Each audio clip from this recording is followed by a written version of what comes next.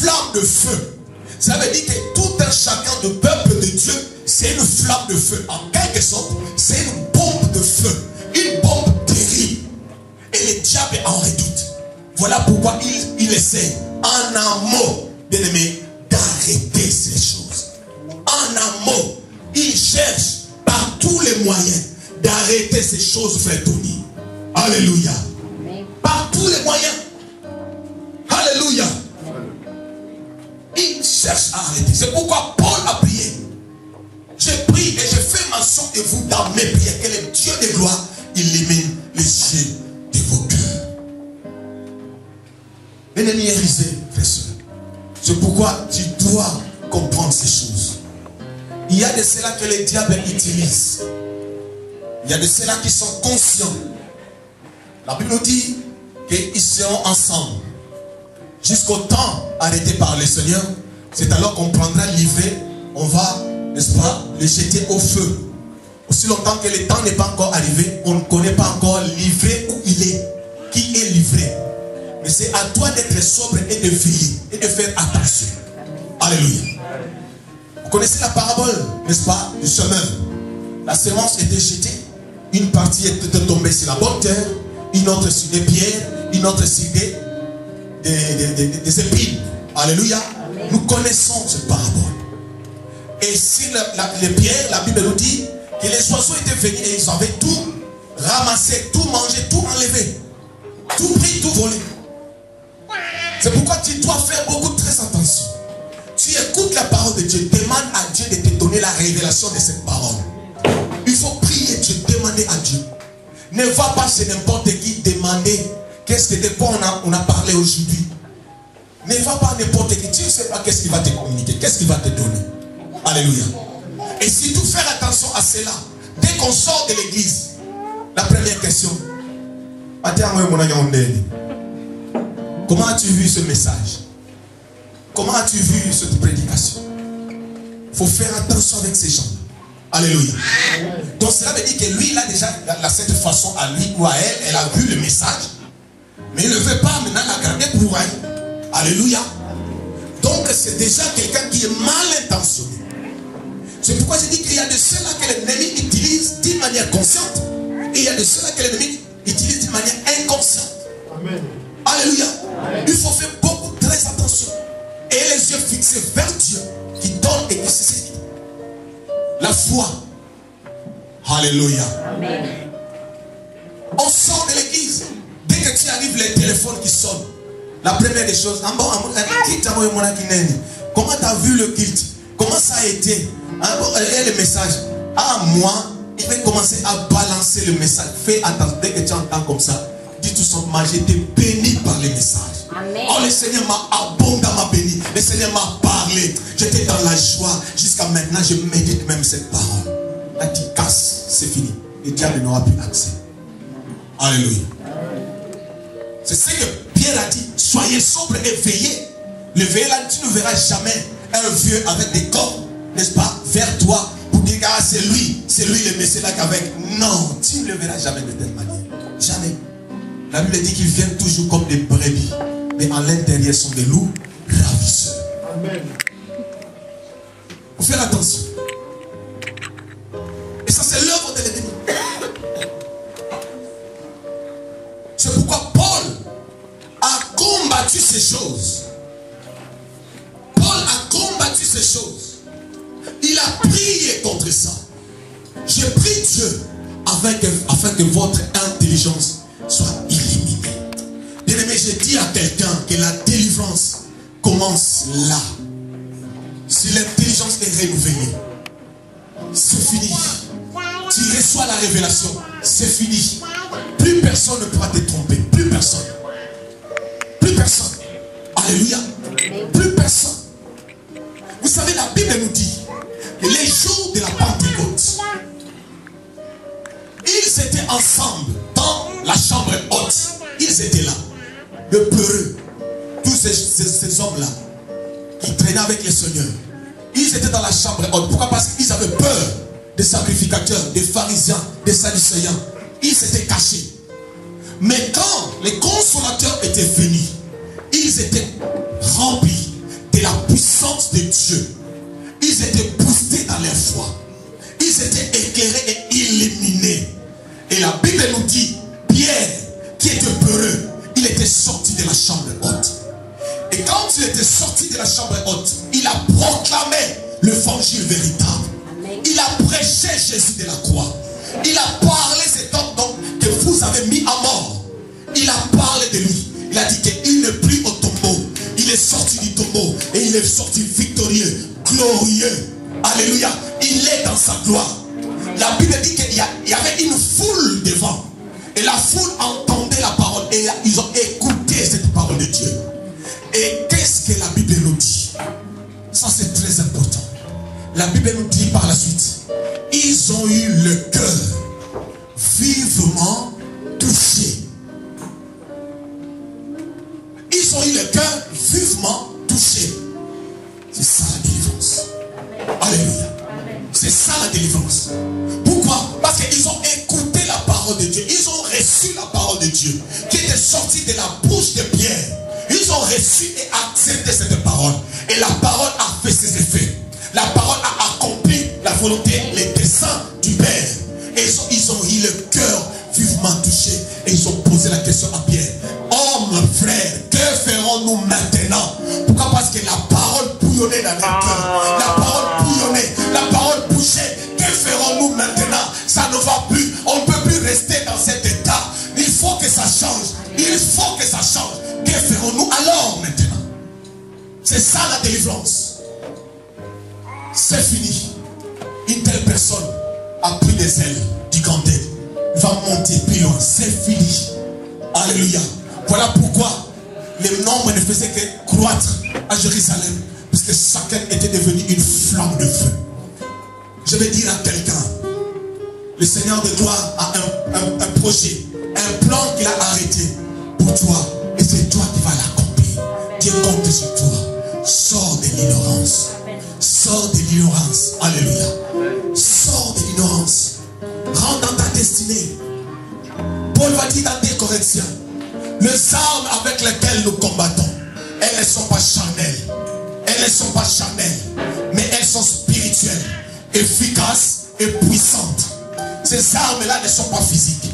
Dans Ephésiens, la Bible nous dit que nous n'avons pas à combattre contre la chair et le sang. Ça veut dire qu'il faut avoir les armes qui ne sont pas charnelles. Car la chair, c'est la chair. C'est physique. Il faut avoir les armes spirituelles parce que le combat est au niveau de l'esprit. Et Paul va bien l'expliquer. Que nous n'avons pas à combattre contre la chair dans 2 Corinthiens, chapitre 10, verset 4 à 5. Nous n'avons pas à combattre contre la chair et le sang. Mais nous avons les armes avec lesquelles nous combattons ne sont pas charnelles, elles sont puissantes par la vertu de Dieu. Pourquoi? Pour renverser premièrement les forteresses. C'est la première des choses. Les forteresses se trouvent là. Alléluia. Renverser les forteresses. Renverser les raisonnements. Et nous amenons toutes pensées captives à l'obéissance du nom de Jésus de Nazareth.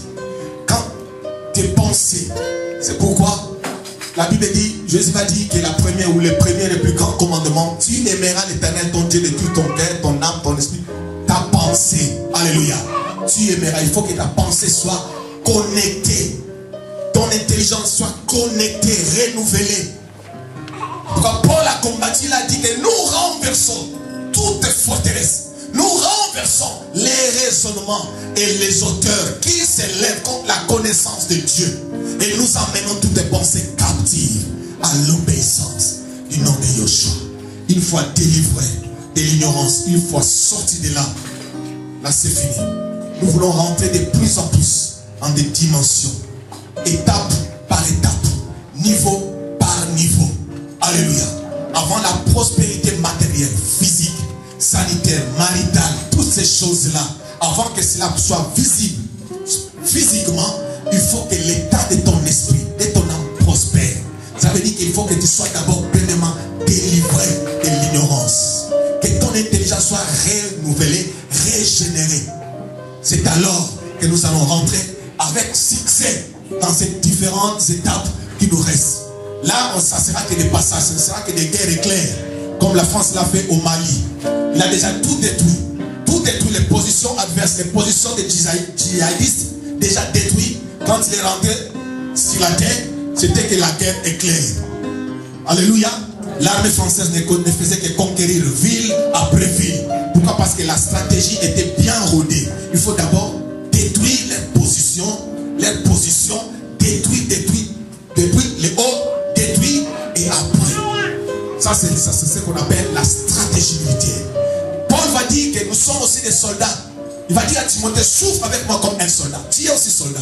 On ne peut pas rentrer dans un combat comme ça sans connaître son ennemi, sans connaître c'est quoi ses stratégies, ses positions, qu'est-ce qu'il a comme des armes.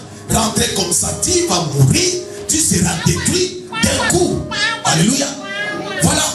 Donc nous devons avoir la connaissance. C'est pourquoi nous allons, n'est-ce pas, pas à pas pour attraper ces messieurs-là. La Bible dit qu'il a déjà été vaincu sur la croix. Sa tête a été déjà écrasée sur la croix. Tu vas comprendre que tu marches dans la victoire. Tu ne suis que la trace du victorieux. Celui qui a vaincu s'appelle Jésus de Nazareth. Il a écrasé la tête du serpent. Il a écrasé la tête de la postérité du serpent. Alléluia. Et nous sommes plus que vainqueurs. Avec Jésus, nous ferons des exploits. Pourquoi? Parce que nous marchons dans la victoire. Non, toi tu ne combattras pas pour la victoire, puisque la victoire t'a été déjà acquise. La victoire t'a été déjà donnée. Alléluia. Tu vas combattre dans la victoire. Ça veut dire que tu vas marcher par éclair et tu vas proclamer la victoire. Je suis victorieux dans ça. Je suis victorieux dans ça. Tu vas te réclamer tes droits. Tu vas te réclamer tes droits. Je suis victorieux dans ça. Mon Dieu a déjà vaincu. Je suis victorieux. Je suis victorieux et je suis plus que vainqueur. Alléluia. Alléluia. Lève-toi, nous allons proclamer cette victoire de Yeshua. Que la...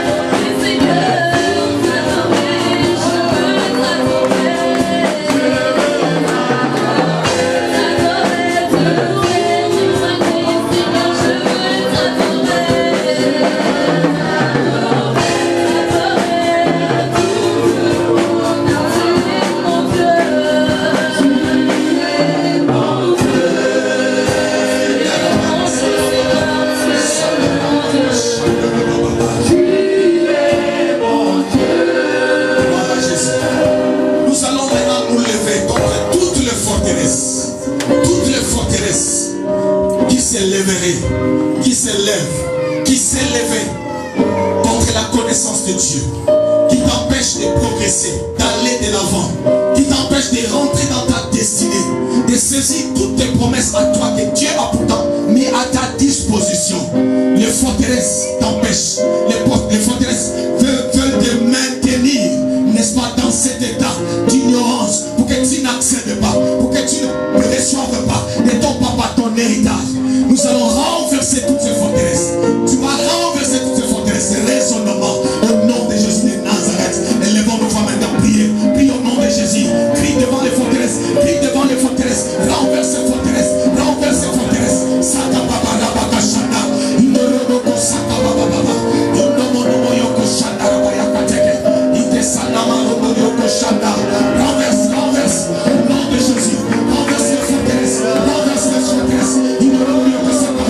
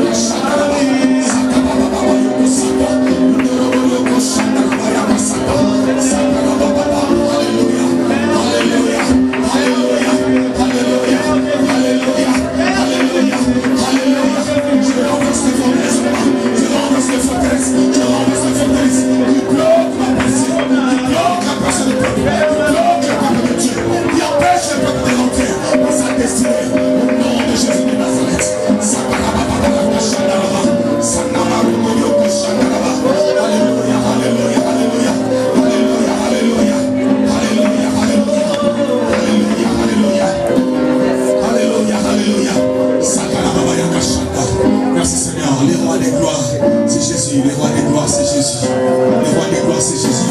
Il faut que ça soit renversé. Tout ce que l'ennemi a